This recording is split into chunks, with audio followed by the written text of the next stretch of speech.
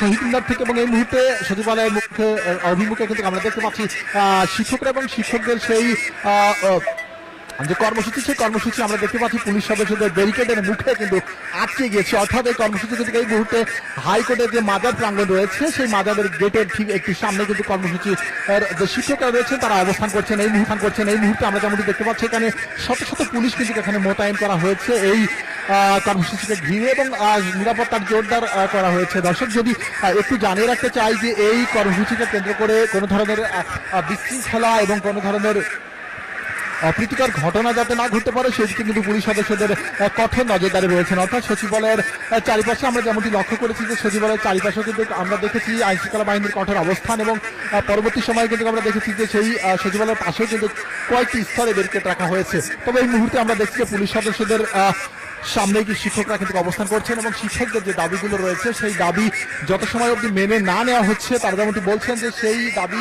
মেনে না নেওয়া পর্যন্ত কিন্তু তাদের এই কর্মসূচি তারা চালিয়ে যাবেন। এবং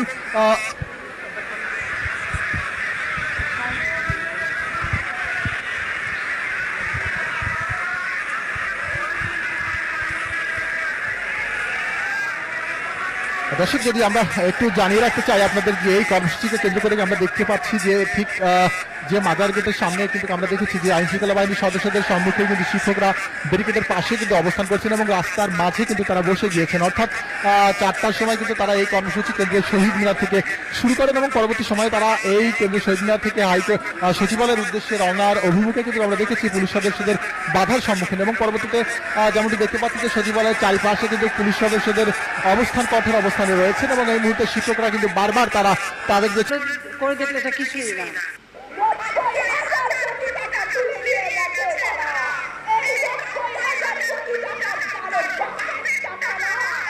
এবং আমরা যদি একটু দেখে জানিয়ে রাখতে চাই আপনাদের যে এখানে এই কর্মসূচিকে কেন্দ্র করে শত শত পুলিশ কিন্তু এখানে মোতায়েন করা হয়েছে নিরাপত্তার জোরদার সহ।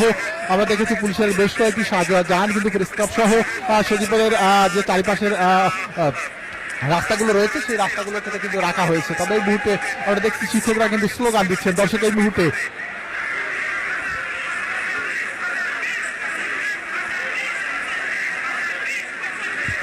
শিক্ষকরা কিন্তু চিকিৎসা সহ তাদের যে বাসার ভাড়ার যে ভাতাগুলো রয়েছে সেই ভাতা কিন্তু যে বাড়ানোর যে দাবিগুলো রয়েছে সেই দিকে কিন্তু তারা বারবার কিন্তু তারা বলছেন এবং তাদের যে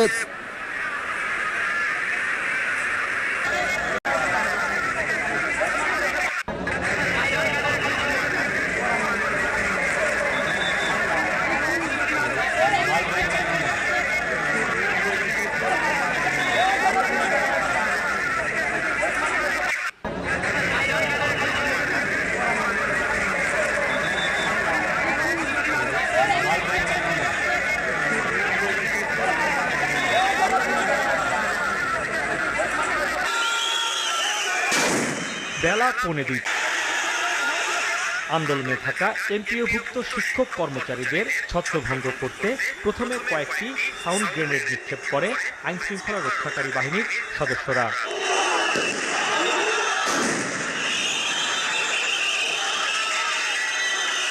এরপরও অনেক শিক্ষককে সেখানে অবস্থান নিতে দেখা যায়। এ সময় শিক্ষকদের উপর ব্যবহার যদি 6 লক্ষ শিক্ষকের দেয় তাহলে জীবনে 1 টাকা পাইবে না শিক্ষকরা।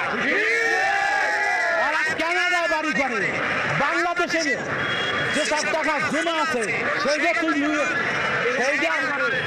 সেই টাকাটা তুই শিক্ষকের খাওয়া তোরা সেই দেশের ভবিষ্যৎ অন্ধকার। আপনি কি তা দেখতে পান না যে দেশে একজন শিক্ষককে তার সামান্য বেতনের জন্য রাস্তায় আন্দোলন করতে হয় এবং তার জবাবে লাঠি পেটাকে খেতে হয়?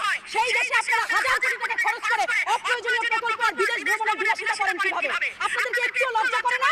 মাননীয় মন্ত্রী, আপনি শুনুন। আমরা বেশ কয়েকটি সাউন্ড গ্রেনেডের শব্দ শুনতে পেয়েছি। দর্শক আপনারা এই মুহূর্তে দেখছেন আমি রয়েছি সচিবালয়ের সামনে। এইচএসসি যারা শিক্ষার্থীরা রয়েছেন তারা কিন্তু কিছুক্ষণ আগে এখানে সচিবালয়ের গেট ভেঙে কিন্তু ভিতরে প্রবেশ